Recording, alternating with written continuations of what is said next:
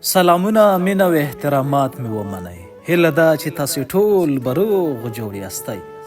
صحت سمسور یم او یو ځل بیا درته د پولیس اخته د کتاب د 4مې برخې سره حاضر شوی یم.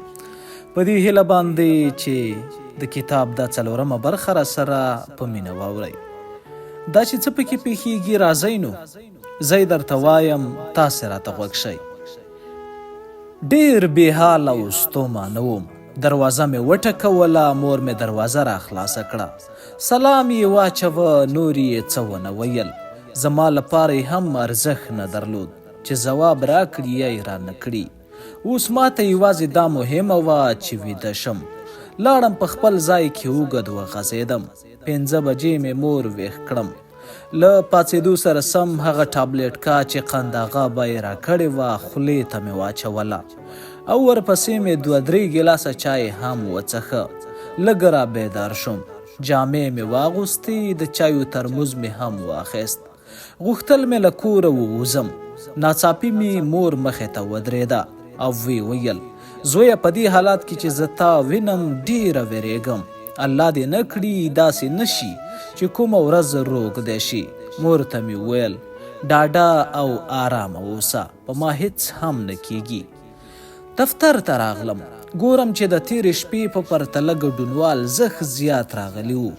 له رئیس سره مې اړیکه ونیوه. ورته ومې ویل، رئیس صاحب، د نن شپې خپرونې ته شاوخوا 200 کسان راغلي دي، څه وکړو؟ وی ویل، هیڅ ستونزه نشته، ټول لوی سټډیو ته بوځه چې 10 یا 15 کسان یې بحث وکړي. په همدې مهال مې چې مراجعین لوی سټډیو ته بدرګه کول ډیر نشوم. خپرونه په ژوندۍ بڼه پیل شوه. د کابل پوهنتون دروند ښوونکی او تکړه عالم استاد عبدالظاهر داعي هم راغلی و او د بابا جانیانو په اړه ټولیز معلومات وړاندې کړل. وی ویل، دوی یوه مشرکه مرتده او فاسده ډله ده. له دې خبرې سره یو ځای د نری تکبیر غږ پورته شو. ګورم چې 200 تنه بابا جانیان چې د خپرونې د مراجعینو د هیئت په ډله کې راغلي وو په ما او استاد داعي باندې حمله وکړه. ژوندۍ خپرونه قطع شوه. هغوی په جیبونو کې کاڼي راوړي وو.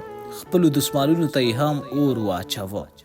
کله چې پر ما او استاد داعي باندې هجوم راوړ نو په ډیره سختۍ سره مې ځان او استاد داعي له سټډیو وایسته. ګورم چې د ټلویزیون ګارډان یې هم ډبولي او انګړ له بابا جانیانو ډک دی. د کنټرول روم سټډیو یې هم په خپله ولکه کې راوستې وه. پرله پسې ښکنځلې کولې چې د ټلویزیون د رئیس ښځه، د ناستوه ښځه، د داعي ښځه دوی کافران دي. پر ټلویزیون یې دومره تیږې وویشتلې چې روحیه مو په بشپړ ډول له لاسه ورکړې وه. زه، رئیس او استاد داعي په 3م پوړ کې وو. په 2م پوړ کې مو زموږ خواته د دوی د راتګ د مخنیوي په پار یوه وسلواله دفاعي کرښه جوړه کړه. رئیس له جنرال فهیم قایم سره چې هغه وخت د چټک غبرګون قومندانو په اړیکه کې شو. شیبې وروسته جنرال فهیم قایم ډیر ژر د پیښې ځای ته راورسېده. د پولیسو رینجرو له لیدو سره سم د بابا جانیانو پلویان په تیښته بریالي شول. خو د ټلویزیون د ودانۍ او سټډیو ټولې ښیښې ماتې شوې وې. استاد عبدالظاهر داعي ډیر ډار شوی و. په دې چورت کې و چې څه ډول خپل کور ته لاړ شي. موږ ډاډ ورکړ چې انشاءالله هیڅ ستونزه نشته، خوندي به خپل کور ته رسیږي. حالات تر کنټرول لاندې راغی.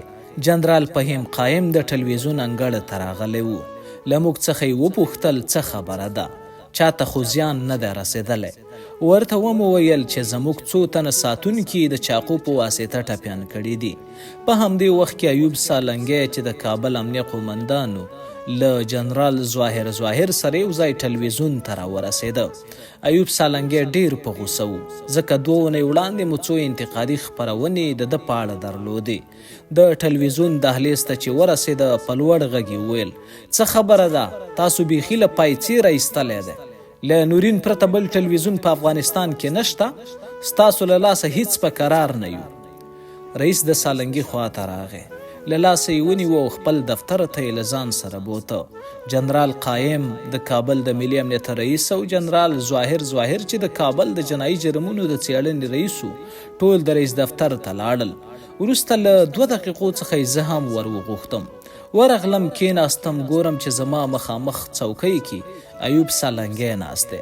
ناڅاپي په غوسه شو. وی ویل ای لوچکه لنډغره، ته چا په دې ټلویزیون کې د ویان په صفت نیولی؟ ویښتان دې د لوچکانو په څیر دي، له هیڅ چا شرم نه لري.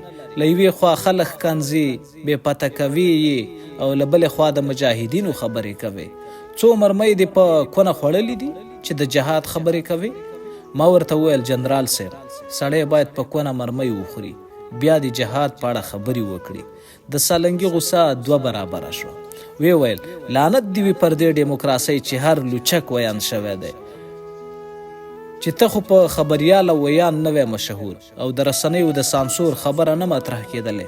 قومندانۍ ته مې بولې، داسې سزا مې درکول او داسې مې ډبولې چې پوهه شوی وی چې د خلکو بې پته کول او ښکنځل یعنې څه. د خپل رئیس خوا ته مې وکتل، هغه هم له سالنګي څخه ډېر ډار شوی و. زما تمه وه چې ننګ او دفاع به مې وکړي، خو ډېر غلی ویرېدلی ولاړو. یوه خبره یې هم ونه کړه. مګر جنرال ظاهر سالنګي ته وویل قومندان صاحب، نستوه جنایي مجرم نه دی، که یې جرم هم کړی وي موږ باید له هغه سره د سیاسي مجرم په چوکاټ کې چلند وکړو. وی ویل نه، د څه شي سیاسي مجرم؟ 200-300 کسان یې ټلویزیون ته راټول کړي دي. که کوم څوک وژل شوی وی یا هم ټلویزیون ته اور ورته شوی وی، آیا بیا له رسنیو څخه خوندي پاتې کیدو؟ غږ یې نور هم پورته شو. وی ویل ای اوږدو زلفواله، د دې څو جنرالانو په مخ کې درته وایم، که مې د یوې اونۍ په موده کې بندي نه کړې زه خپل نوم ګرځوم. تا د هر چا په اړه خپرونې جوړې کړي دي، زما په اړه دې هم خپرونه نیولې وه. ته ما نه پیژنې، زه ایوب سالنګی یم. ورته ومې ویل سمه ده قومندان صاحب، زه د ویلو لپاره څه نه لرم. په همدې شیبه کې جنرال ظاهر خپل لاس زما پر اوږه کېښود او ویې ویل ګران نادري، هڅه وکړه چې خپرونې دې لږې ټولنیزې کړې. ډېر تیز او توند پروګرامونه هم تاسې خرابوي او هم پولیسو ته ستونزه رامنځته کوي. د همدې جملې په ویلو سره هغوی ولاړل او وضعیت خپل لومړني حالات ته راوګرځېده. ټپي ساتونکي او کارکوونکي روغتون ته بویولي وو. 3-4 تنو کارکوونکو استاد دای خپل کور ته بویولی وو. رئیس بشپړ غلی وو.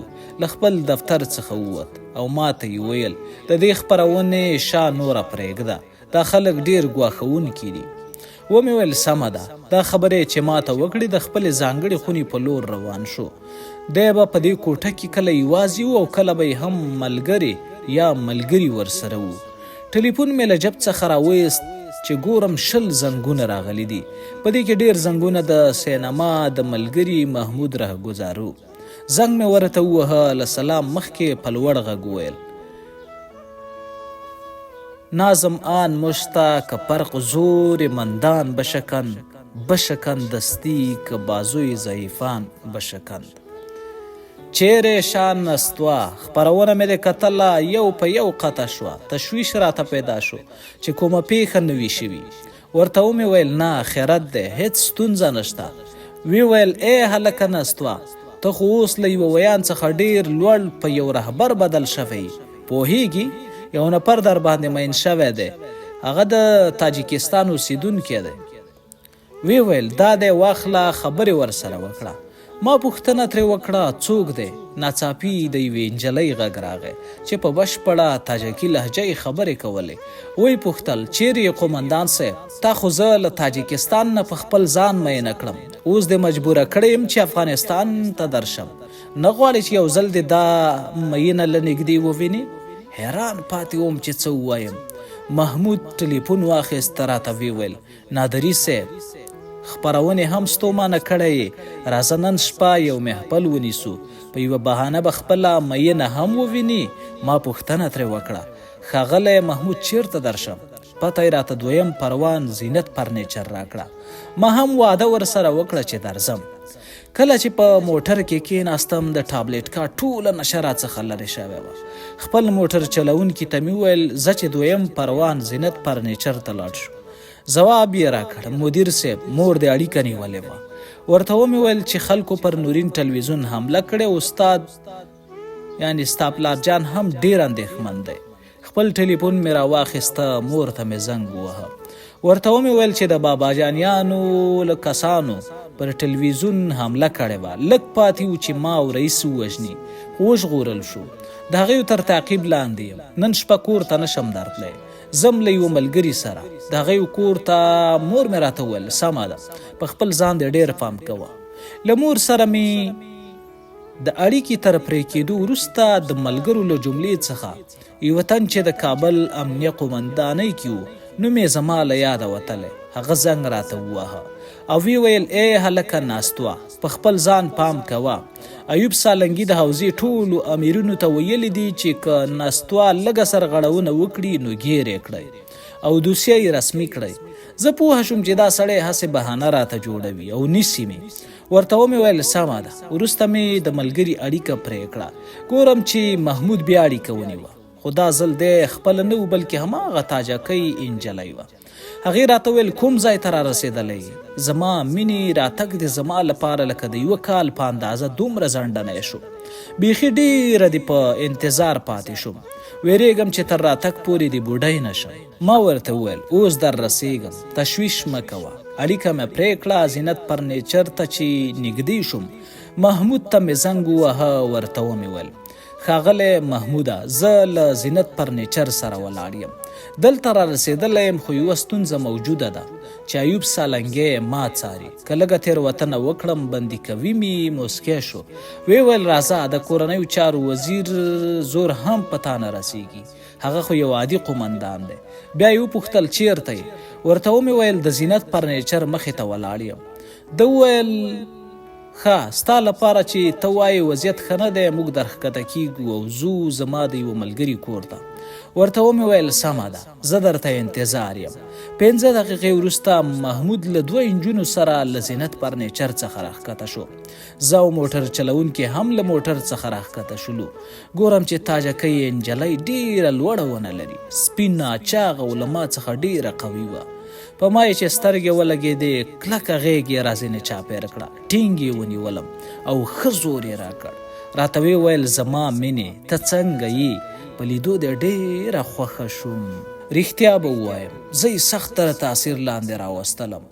ډېر زړه راښکونکي عطر یې وهلي و. زه یې په غېږ کې داسې کلک کړم فکر مې کوه چې په لاسو کې یې اوبه شوم. وروسته یې په مخ ښکل کړم. موټر چلونکی مې هم په څنګ کې ولاړ و. هغه وپوښتل دا څوک دی قومندان صاحب؟ ما ورته وویل زما موټر چلونکی دی. زه یې پرېښودم، په هغه یې ورمنډه کړه. هغه یې هم په مخ ښکل کړ. محمود چې له بلې نجلۍ سره ولاړ و زموږ ننداره یې کوله، رانږدې شو او ویل دا نجلۍ په تاجکستان کې زما له دوستانو څخه ده، تل به یې ستا نوم په خوله و. ما ته به یې تل ویل کاش دا ځوان مې یو ځل له نږدې لیدلی وای. بالاخره مجبوره شوه ستا د لیدو په خاطر کابل ته راغله. دا بله مېرمن هم د دوستانو له ډلې ده. موږ خپل موټر کې سپریږو او ته موږ څاره. موټر یې حرکت وکړ. تاجکۍ نجلۍ هم د محمود په موټر کې سپره شوه. کله چې لارې ته ووتلو موټر چلونکي مې وویل مدیر صاحب دا د ظالم لور څومره ښکلې ده، ما په کابل کې تر اوسه داسې ښکلې نجلۍ نه ده لیدلې. بیا یې وویل دا د مدیر صاحب موږ خبر نه یو په تا څومره نجونې میینې دي. موږ په همدې خبرو مصروف وو چې د محمود موټر د نواباد د کیپک په یوه کوڅه کې دننه شو او لږ وړاندې له موټر څخه ښکته شو. دروازه یې راخلاصه کړه. محمود ته د کور څښتن وویل لکه چې ډېر میلمانه لري. درنو اوریدونکو دا وه د پولیسو خطا د کتاب 4مه برخه چې ما سمسور درته وړاندې کړله. تر بلې برخې ما ته اجازه راکړئ. هر چیرې چې یاستئ الله مو مل. ښه وختونه. د الله په امان.